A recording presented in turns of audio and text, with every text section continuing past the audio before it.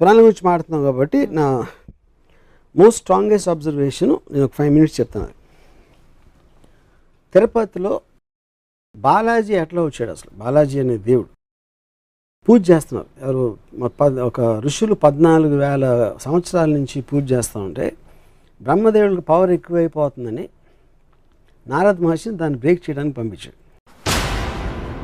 నారద మహర్షి వచ్చి యాగఫలం ఎవరికి ఇస్తారు అంటే వాళ్ళు ఆలోచనలో పడ్డారు. అంటే 14,000 ఏళ్ళ నుంచి తపస్సు చేస్తే యాగఫలం ఎవరికి వాళ్ళు ఆలోచించలేదు. సో అది పక్కన పెడదాం. సరే కనుక్కోవడానికి ఎవరు బ్రహ్మ విష్ణు మహేశ్వర్లో ఎవరు దీనికి అర్హులు అని భృగు మహర్షిని పంపించారు. భృగు మహర్షి ఫస్ట్ బ్రహ్మ దగ్గరికి వెళ్తే బ్రహ్మ సరస్వతి వేణు వాయిస్తున్నారు ఏదో అవుతుంది అక్కడ బిజీ అని పంపించారు. అక్కడి నుంచి కట్ చేస్తే శివుడు వస్తే శివుడు పార్వతి బిజీగా ఉన్నారు, అవి డాన్స్ చేస్తున్నారు ఏదో అక్కడి నుంచి పంపించారు.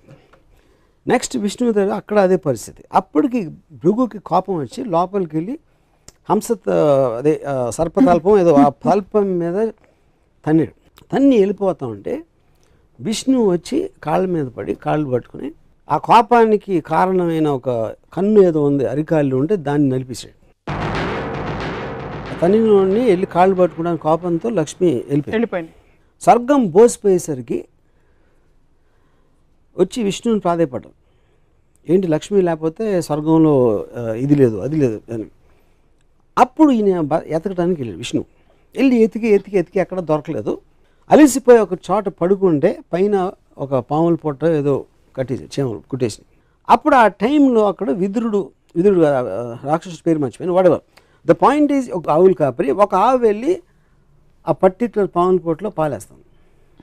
సో సాయంత్రం పూట ఇంటికి వచ్చేసరికి ఒక్క ఆవు పాలు ఇవ్వట్లేదని ఆకాశరాజు భార్య రాణి ఏంటి ఆవు పాలు ఇవ్వట్లేదు అని ఎంక్వైరీ పెట్టి ఆడిని పిలిచి అడిగితే నెక్స్ట్ డే ఆడ ఆవు మీద కన్నేసి ఉంచితే ఆవు వెళ్ళి పాలు పోయటం చూశాడు. ఆవును కొట్టడానికి వస్తే ఆవును రక్షించడానికి విష్ణువు బయటకు వస్తే తన తల మీద తగిలింది దెబ్బ, ఆ కర్ర దెబ్బ.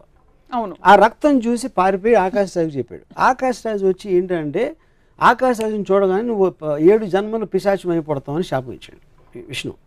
అదేంటి నేనేం చేశాను ఇప్పుడు చూడటానికి వచ్చి నాకు శాపం ఏంటి అంటే నువ్వు చెప్పింది కరెక్టే కానీ ఆ శాపం వెనక్కి తీసుకోలేను అందుకని 7 జన్మలు పిశాచుగా మళ్ళీ తర్వాత దేవత అయిపోతామని ఒక అమెండ్మెంట్ ఇచ్చాడు విష్ణు.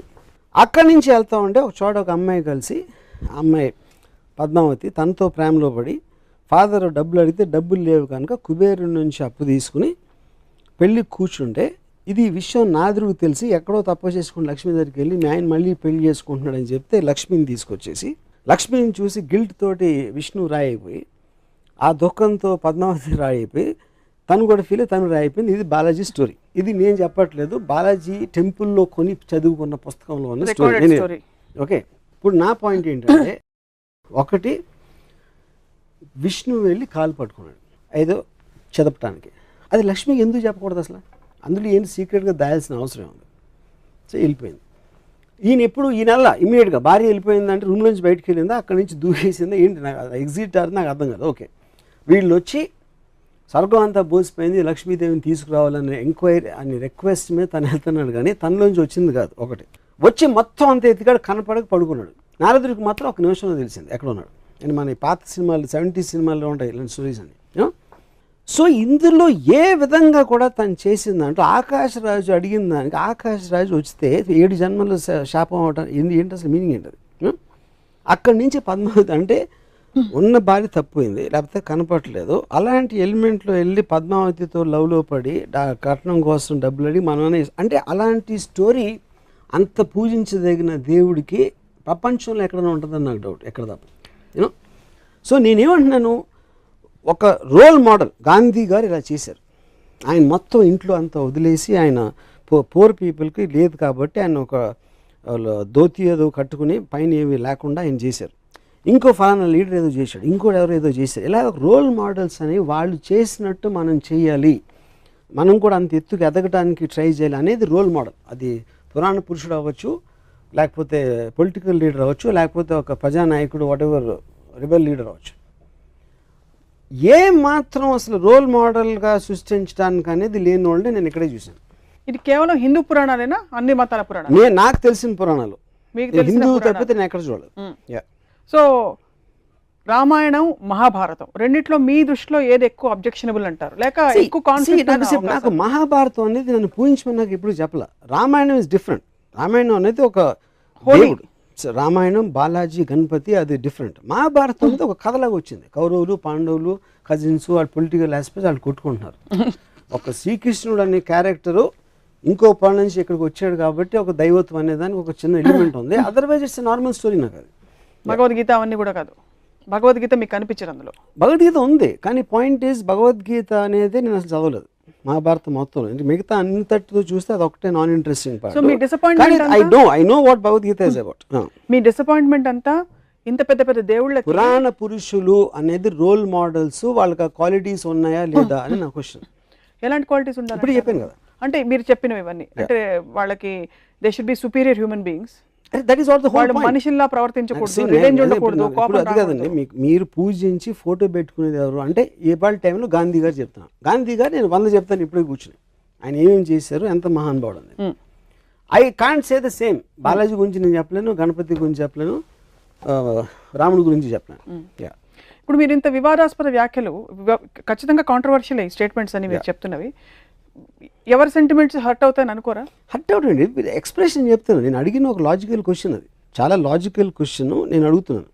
దానికి answer I also want to hear. I'm very curious to hear. నమ్మే భక్తులకి డీటెయిల్స్ అనే అవసరం లేదు. వాళ్ళకి అవసరం లేదు, వాళ్ళు చేయకూడదు నేను చెప్పట్లా. నేను ఒక స్వతంత్ర పౌరుడిగా నాలో నుంచి వచ్చిన ఒక డౌట్ని ఎక్స్ప్రెస్ చేస్తున్నాను అంతే. ఇప్పుడు ఎలా అయితే మీరు డౌట్లు ఎక్స్ప్రెస్ చేస్తున్నారో స్వతంత్ర పౌరుడిగా, ఆబ్జెక్టివ్ సోషియో సైంటిస్ట్గా, పురాణాల్లో ఉండే మంచి విషయాలు ఏమైనా తెలుసుకున్నారా? అంటే is there anything that inspires you in the Puranas, any character? నేను చదివినంత నాకు ఎక్కడ కనపడలేదు. ఎక్కడ అంటే ఏంటి, బాగుండాలి, అందరినీ బాగా చూసుకోవాలి, భార్యని సతీమణి అని చూసుకోవాలి, భార్య ఏంటి లేకపోతే తమ్ముడు అన్నయ్యను కొలవాలి, అలాంటి ఏమంటుందని ఏబిసిడీలు చిన్నప్పుడు హ్యాండ్ రైటింగ్ బుక్స్లో ఉండే అడ్వైజులు అయ్యే అనుకుంటే ఓకే, అవేవి మిమ్మల్ని కానీ అవి ఉన్నాయి.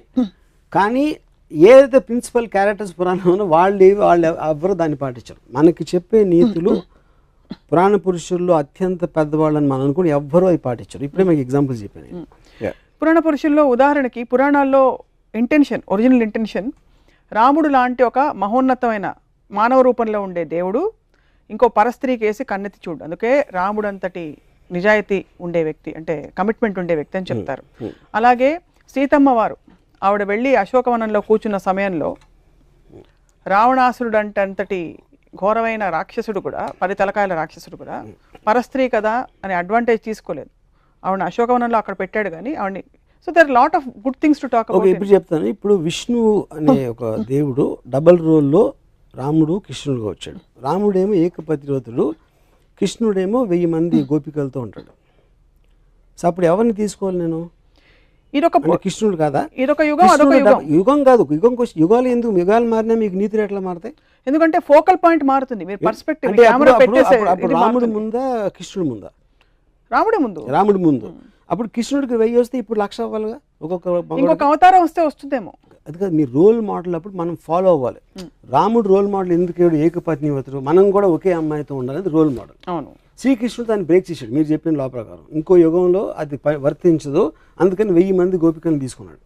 అప్పుడు నేను రోల్ మోడల్, నాకు కృష్ణుడు అయ్యాడు. ఇప్పుడు ఇంకా అడ్వాన్స్ అయింది కాబట్టి ఇప్పుడు 1,00,000 గోపికలు అవుతావా, మళ్ళీ వెనక్కి వెళ్తావా? శ్రీకృష్ణుడు మీకు రోల్ మోడల్ అయినప్పటికీ శ్రీకృష్ణుడు స్వచ్ఛమైన pure love. It is an embodiment of pure love. శ్రీకృష్ణుడి గురించి మనకి తెలిసింది he was an embodiment of pure love. నెమలి పింఛం అనేది ఎందుకు పెట్టుకుంటారంటే it is an embodiment of pure love which is but he can share that love with 1,000 girls. Adi point. 1,000 girls which is not sexual in connotation necessarily. And andarni పూజిస్తాడా కూర్చుని? అది తెలియదు. But this is what we know. నెమలి పింఛం అన్నది కూడా సంకేతం. నెమలి పింఛం అని పక్కన పెట్టిన డ్రెస్ అది. ఇప్పుడు ఎవరు క్యాప్ వేసుకున్నట్టు అప్పుడు నెమలి పింఛం వేసుకుంటారు. దానికని ఎక్కువ ఇంపార్టెన్స్ ఇవ్వద్దు. తను చేసే పని చెప్పండి నాకు. ఏం డ్రెస్ అనేది మన costume is not the point. సీన్లో కంటెంట్ అనేది పాయింట్. అక్కడ సీన్లో కంటెంట్లో విష్ణు అవతారమే రాముడు, విష్ణు అవతారం. రాముడు ఏకపత్ని భక్తులు అని చెప్పినప్పుడు తను ఇంకో రోల్ వేసినప్పుడు మొత్తం ఆపోజిట్లో వేస్తే దానికి వ్యాలిడిటీ ఏంటని అడుగుతున్నాను. కాబట్టి రెండింటికి వ్యాలిడిటీ లేదంటారా? ఒకటి తీసుకుంటారు. క్వశ్చన్ అది కాదు. రోల్ అంటే ఇప్పుడు రాముడు అది ఒక్కటి చేసి ఉండొచ్చు, దానికి ఆపోజిట్గా 10 చేశారు దాంట్లోనే, రామాయణంలోనే నాకు చెప్పాను. అన్ని మతాల దేవుళ్ళని లేక పురాణాలని మీరు ఎప్పుడు స్టడీ చేయాలన్న ఉత్సుకత మీకు కలగలేదు? స్టడీ చేయడం మామూలుగా ఇప్పుడు నేనే ఎక్స్పర్ట్ని కాదు పురాణాల్లోని, లేకపోతే బుక్స్ రాసేసి మన కల్పవృక్షం విశ్వనాథ సత్యనారాయణ గారు I'm not an expert on that. నేను ఒక మామూలు జనంలాగా నాకు తెలిసిన అంటే నాకు బాలాజీ టెంపుల్లో నుంచిన వాళ్ళు కన్నా నాకు ఎక్కువ తెలుసు, గణపతి టెంపుల్ సిద్ధి వినాయక్ ఇక్కడికి వెళ్ళిన వాళ్ళు నాకన్నా ఎక్కువ తెలుసు, రెగ్యులర్గా టెంపుల్కి వెళ్ళే వాళ్ళు కన్నా నాకు ఎక్కువ నాలెడ్జ్ డెఫినెట్గా. నేను ఎక్స్పర్ట్ అవ్వకపోవచ్చు దాంట్లో. సో నేను మామూలు ఒక జనం ప్రతినిధిగా పురాణాల మీద నాకు వచ్చిన డౌట్ ఎక్స్ప్రెస్ చేస్తాను అంతే. దీనివల్ల భక్తులు యాక్చువల్గా మారాలని కానీ ఎంత డీప్గా వెళ్తే మీకు అంత పోతుంది ఇంప్రెషన్, అది నేను గమనించాను. ఎక్కువ డీప్గా అందుకే భక్తులు డీప్గా వెళ్ళరేమో. కల్పవృక్షంలో మొత్తం డిస్క్రిప్షను సీత సెక్షువాలిటీ మీద ఉంటుంది. అది నాకు రామాయణ విశేషం చదివే వరకు తెలియదు నాకు, ఎందుకంటే నేను అలాంటి లాంగ్వేజ్ నేను చదవను కాబట్టి.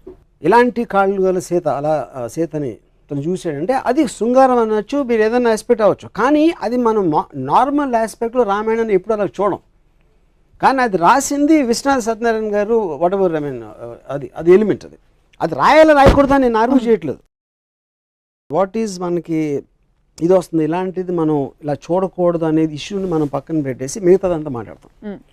సో అప్పుడు మనం ఏంటి క్యారెక్టర్, రాముడు మహా గొప్ప రాజు, అయోధ్య ప్రజలంతా పూజించేవాడు, ఏకపత్ని వ్రతుడు, ఇది అది అని క్వాలిటీస్ అన్ని. ఆ క్వాలిటీస్తో ఉన్న వేరే వైపు మీరు యాక్చువల్గా రామాయణ ఇన్సిడెంట్లు చూస్తే దానికి దీనికి సంబంధమే ఉంటుంది. మామూలుగా చాలా జూమ్ అవుట్ మోడ్లో ఉండే రామ్ గోపాల్ వర్మ గారు ఈ పురాణాల వరకు మాత్రం కొంచెం జూమ్ ఇన్గా చూస్తున్నారా అని ఒక డౌట్ కలుగుతుంది. జూమ్ ఇన్గా చూడాలి, ఎందుకంటే రోల్ మోడల్ కింద వచ్చినాయి పురాణ పురుషులు అంటే సినిమా కథ కాదు, లేకపోతే మ్యాగజైన్లో వచ్చే స్వాతి మ్యాగజైన్లో వచ్చే కథ కాదు.